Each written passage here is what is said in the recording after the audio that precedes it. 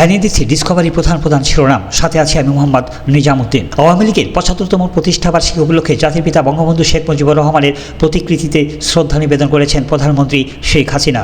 আজ রাজধানীর ধানমন্ডি ৩২ নম্বরে বঙ্গবন্ধুর স্মৃতি জাদুঘরের সামনে বঙ্গবন্ধুর প্রতিকৃতিতে পুষ্পস্তবক অর্পণ করেন তিনি।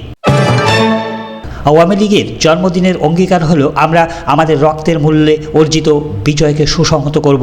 আমাদের চলার পথের প্রধান বাধা বর্ণচোরা বিএনপি। মুক্তিযুদ্ধের নামে এই বর্ণচোরারা ভাওতাবাজি করে। সাম্প্রদায়িক জঙ্গিবাদী শক্তি আমাদের অভিন্ন শত্রু।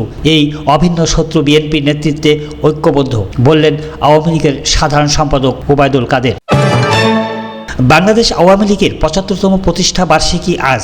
এদিন দেশের বৃহত্তম ও সর্বপ্রাচীন ঐতিহ্যবাহী রাজনৈতিক প্রতিষ্ঠান বাংলাদেশ আওয়ামী লীগ ৭৫তম প্রতিষ্ঠা বার্ষিকী উপলক্ষে প্ল্যাটিনাম জয়ন্তী উদযাপন করবেন।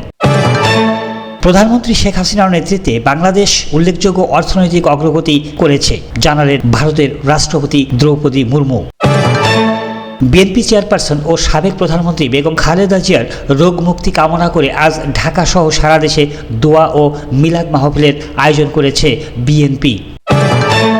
মতিউরকে সোনালী ব্যাংকের পরিচালক পদ থেকে সরিয়ে দেওয়ার তথ্য পাওয়া গেছে। জাতীয় রাজস্ব বোর্ডের সদস্য মতিউর রহমান রাষ্ট্র মালিকানাধীন সোনালী ব্যাংক পিএলসির পরিচালক। চলতি সপ্তাহের মধ্যে পরিচালক পদ থেকে তাকে অপসারণ করা হতে পারে। জাতির জনক দুটি লক্ষ্য নিয়ে রাজনীতি করেছেন, একটি বাংলাদেশের স্বাধীনতা আর একটি অর্থনৈতিক মুক্তি। তিনি আমাদের স্বাধীনতা দিয়েছেন, কিন্তু অর্থনৈতিক মুক্তি দিতে পারেননি। সেই কাজটি নিষ্ঠা, দক্ষতা ও সততার সাথে করে চলছেন বঙ্গবন্ধু কন্যা প্রধানমন্ত্রী শেখ হাসিনা, বললেন তোফায়েল আহমেদ। দেশের সবচেয়ে দীর্ঘ রানওয়ে হতে যাচ্ছে কক্সবাজার বিমানবন্দরে। রানওয়ে সম্প্রসারণের কাজ প্রায় ৯৫% শেষ। সমুদ্র গর্ভে দৃশ্যমান হয়ে উঠেছে রানওয়ে। আগামী ডিসেম্বরে সাগরের নীল জল ছুঁয়ে রানওয়েতে নামবে উড়োজাহাজ। অস্ট্রেলিয়াকে হারিয়ে বাংলাদেশের সেমিফাইনালের আশা বাঁচিয়ে রাখল আফগানিস্তান। অস্ট্রেলিয়াকে ২১ রানে হারিয়ে সেমিফাইনালের আশা জাগিয়েছে আফগান ক্রিকেটাররা। আফগানিস্তানের দেওয়া ১৪৯ রানের টার্গেটে ব্যাট করতে নেমে ১২৭ রানে অল আউট হয় অজিরা। বোলিং ফিল্ডিংয়ের আফগানদের জয়ের নায়ক গুলবদিন নায়েব। ঈদের আনন্দ ভাগাভাগি শেষে কর্মস্থলে ফিরছে মানুষ। ফলে ঢাকা টাঙ্গাইল বঙ্গবন্ধু সেতু মহাসড়কে বেড়েছে যাত্রী ও পরিবহনের চাপ। মহাসড়কের কালিহাতী উপজেলার এলেঙ্গা থেকে জোকারচর পর্যন্ত ১০ কিলোমিটার এলাকা সৃষ্টি হয়েছে ধীরগতির যানজটের। পটুয়াখালীর বাউফলে রাসেলস ভাইপার ভেবে ভিন্ন প্রজাতির সাপ পিটিয়ে মেরে ফেলার ঘটনা ঘটেছে। শনিবার দুপুর ২টার দিকে উপজেলার কালীশ্বরী ইউনিয়নের মাজেদা ক্লিনিকের সামনে রেইনবো ওয়াটার স্নেক নামক সাপটিকে সড়কের পাশে দেখতে পেয়ে রাসেল ভাইপার পেয়ে আতঙ্কিত হয়ে পড়ে এলাকাবাসী। তখন তারা সাপটিকে পিটিয়ে মেরে ফেলেন।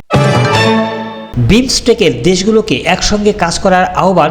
ডিজিটাল প্রযুক্তি প্রবেশের বৈষম্য মোকাবেলায় বে of Bengal initiative for multi sectoral technical and economic cooperation BIMSTEC সদস্য দেশগুলোকে একসঙ্গে কাজ করার আহ্বান জানানো হয়েছে। শনিবার ঢাকায় জিডিসি উদ্বোধন অনুষ্ঠানে বক্তারা এই আহ্বান জানান।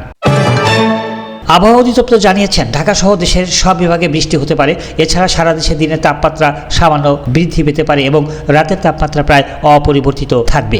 আবহাওয়ার পূর্বাভাসে আরও বলা হয়, রংপুর, ময়মনসিংহ, চট্টগ্রাম ও সিলেট বিভাগের অধিকাংশ জায়গায়, রাজশাহী ও ঢাকা বিভাগের অনেক জায়গায় এবং খুলনা ও বরিশাল বিভাগের কিছু কিছু জায়গায় অস্থায়ীভাবে দমকা হওয়া, হালকা থেকে মাঝারি বৃষ্টি অথবা বজ্রসহ বৃষ্টি হতে পারে। সেই সঙ্গে রংপুর, ময়মনসিংহ ও সিলেট বিভাগের কোথাও কোথাও মাঝারি বা ভারী থেকে অতি ভারী বর্ষণ হতে পারে। তবে শনিবার সারা দেশে দিনের তাপমাত্রা সামান্য বৃদ্ধি পেতে পারে এবং রাতের তাপমাত্রা প্রায় অপরিবর্তিত থাকবে। ধন্যবাদ সবাইকে সাথে থাকার জন্য।